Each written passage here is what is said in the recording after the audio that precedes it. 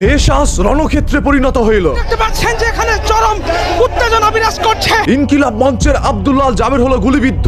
জাবের গুলিবিদ্ধ হয়েছে। জুমা এবং শান্তাকে বেধড়কভাবে পিটানো হয়েছে এবং বুট দিয়ে লাথি মারা হয়েছে। এক মাও তাদের হাত থেকে রেহাই পায়নি। আমি তাদের সবার সামনে বক্তব্য দাঁড়াইছি, আমি মা হিসেবে তারা আমাকে ক্ষমা করে নাই। পুলিশ মসজিদে গিয়ে খুঁজে খুঁজে বের করে তারপর তাদের উপরে লাঠিচার্জ করে।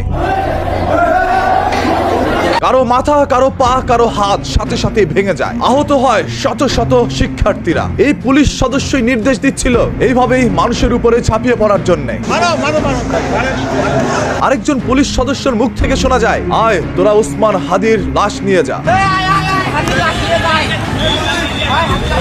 আপনারা পুলিশের পোশাক পরিবর্তন করতে পেরেছেন, তবে এই দেশ থেকে 1.5 বছরে পুলিশ সদস্যদেরকে পরিবর্তন করতে পারেন নাই, যারা শুধুমাত্র একটি সুযোগের সন্ধানে রয়েছিল এই শিক্ষার্থীর বুকে চালানোর জন্য।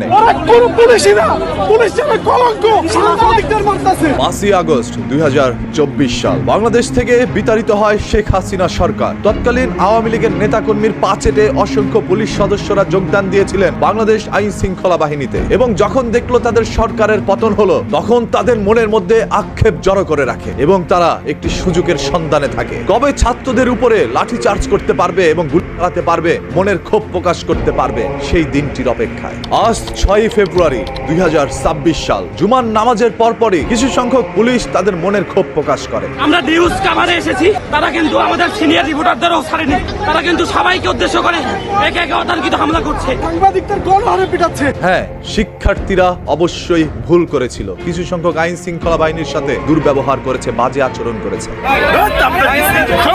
ওইখানে দায়িত্বশীল সেনাবাহিনীরা তো তাদের উপরে ঝাঁপিয়ে পড়ে নাই, আর সাধারণ শিক্ষার্থীরাও সেনাবাহিনীকে বাজে মন্তব্য করে নাই, করেছে পুলিশ সদস্যদেরকে। কারণ এই পুলিশ সদস্যরাই তাদের উপরে লাঠিচার্জ করছিল।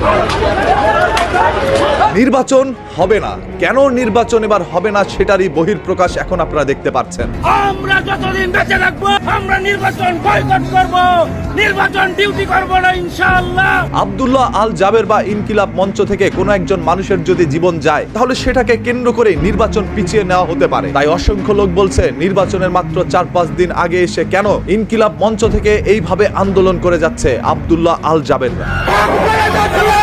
তারা কি কোন একটি চক্রান্তের শিকার, নাকি তারা পরিকল্পিতভাবেই নির্বাচনকে বানচাল করতে চাচ্ছে? আমরা 24-এর পর এরকম কোন বাংলাদেশ দেখতে চাইনি, যে বাংলাদেশের রূপ দেখা যাবে 24শে জুলাইয়ের মতো। আজ পুলিশের ভূমিকার তীব্র নিন্দা জানাচ্ছে সোশ্যাল মিডিয়ায় থাকা প্রত্যেকটি মানুষ।